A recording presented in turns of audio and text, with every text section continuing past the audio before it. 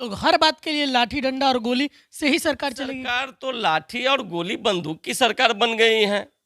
बात बात पर लाठी, बात बात पर गोली, कितने लोगों को मारिएगा। नमस्कार, आप देखना शुरू कर चुके हैं सीतामढ़ी की आवाज़।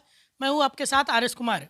हमारे साथ फिलहाल जो है लोजपा के अति पिछड़ा प्रकोष्ठ के जिलाध्यक्ष और महासचिव जी हमारे साथ हैं। जिस तरीके से बिहार में इन दिनों बिजली की डिमांड को लेकर लोग जो है अपनी मांग को रख रहे थे, उस दौरान जो है गोलीबारी हुई है, उसमें 3 लोगों की मौत हो जाने की खबर है। अब बिजली मांगेंगे तो क्या सरकार जो है गोली और लाठी बरसाएगी?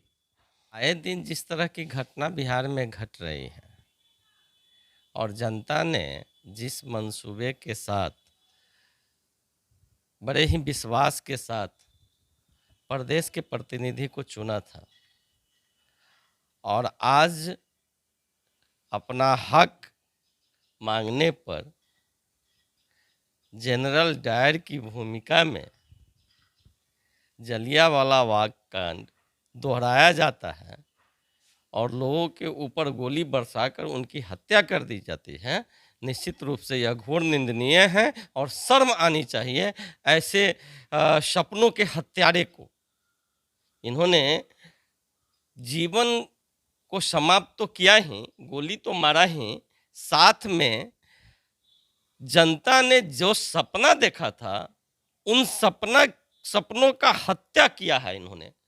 और ऐसे लोगों को अगर फांसी से भी अगर बड़ी सजा होती है तो वह मिलनी चाहिए। घोर निंदनीय कार्य है। आपने जिन मुद्दों को बनाकर वोट लिया था और अपनी सरकार सुनिश्चित की थी, उन्हीं मुद्दों पर आप देख लीजिए। ऑन रिकॉर्ड आपने बोला था ना कि अगर बिजली की व्यवस्था दुरुस्त नहीं होगी तो आप मुझे वोट नहीं दीजिएगा। और आज बिजली व्यवस्था में बेईमानी, मीटर में चोरी, क्या कर रहे हैं आप? किस तरफ जा रहे हैं? शर्म आनी चाहिए आपको। आप निश्चित रूप से बिहार में पुनः अंग्रेज की स्थापना कर चुके हैं। अंग्रेज शासनकाल आपके द्वारा चलाया जा रहा है और बिहार की जनता आपको कभी माफ नहीं करेगी। जिस तरीके से जो है बिहार में कहा जाता है सुशासन की सरकार है, बिजली 22 से 24 घंटे देने की दावा किया जाता है, वहाँ जो लोग हैं बिजली उमस बड़ी गर्मी में बिजली का मांग कर रहे हैं तो गोली बरसाया जा रहा है। बहुत बहुत धन्यवाद सीतामढ़ी की आवाज़ चैनल को। और इस आवाज़ को हम बिहार के जन जन तक, देश के जन जन तक पहुंचाना चाहते हैं कि हमारे बिहार में जो बिजली की परिस्थिति पैदा हो गई है और उसके लेकर लोग अपने चर्चा का विषय बना रहे हैं, मांग कर रहे हैं उचित मेरा बिजली बिल हो और समय से हमको बिजली मिले।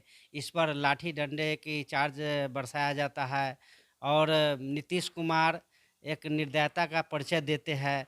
ये कतई नाइंसाफ़ी की भूमिका में वो निभा रहे हैं, कतई इंसाफ के काम नहीं कर रहे हैं। इसके लिए उनको बिहार की जनता कभी माफ़ नहीं कर सकती है नीतीश सरकार को। अच्छा, जिस तरीके से उमस बड़ी गर्मी है, लगातार लोग इससे परेशान हैं, तो लोग तो बिजली का मांग करेंगे। जो सरकार यह दावा करती है कि 22 से 24 घंटा अगर हम बिजली देने का दावा करती है, वहाँ अगर बिजली की मांग कर दिया तो कितना बड़ा अपराध कर दिया। उनका हक है, आप हक से वंचित नहीं रख सकते हैं किसी को ना। वो आपकी जनता है, प्रजा है, उसको कष्ट होगा तो अपने राजा के समक्ष तो विनती आरजू आग्रह करेंगे ही। और विनती आरजू आग्रह के लिए आप गोली दे रहे हैं। चाहे हर बात के लिए, चाहे शिक्षक अभ्यर्थी हो, चाहे आशा कार्यकर्ता हो, तमाम लोग हर बात के लिए लाठी डंडा और गोली से ही सरकार चलेगी क्या? हमने देखा है एक समय नारा भी लगता था और रैलियां भी होती थी, तेल पिलावन और लाठी भजावन। उस समय की सरकार सिर्फ नारा देते थे, लाठी नहीं चटकाते थे। अब की सरकार तो लाठी और गोली बंदूक की सरकार बन गई है। बात बात पर लाठी, बात बात पर गोली, कितने लोगों को मारिएगा।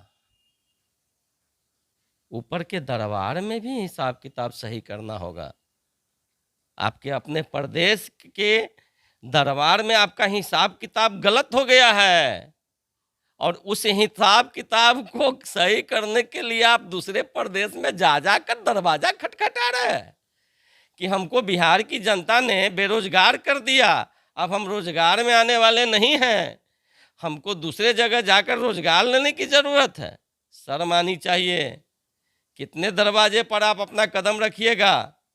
सुशासन बाबू कहलाने वाले कुशासन की व्यवस्था को मजबूती दे रहे हैं। शर्म कीजिए, अपने आप को सही कीजिए। बड़े उम्मीद के साथ आपके साथ लोग जुड़े हुए थे और आपने सभी मुद्दों को दरकिनार कर सिर्फ लाठी डंडे और गोली बंदूक की आवाज़ रखते हैं और उससे काम लेते हैं। यह काफ़ी घोर निंदनीय है। हर एक खून का हिसाब आपको देना पड़ेगा।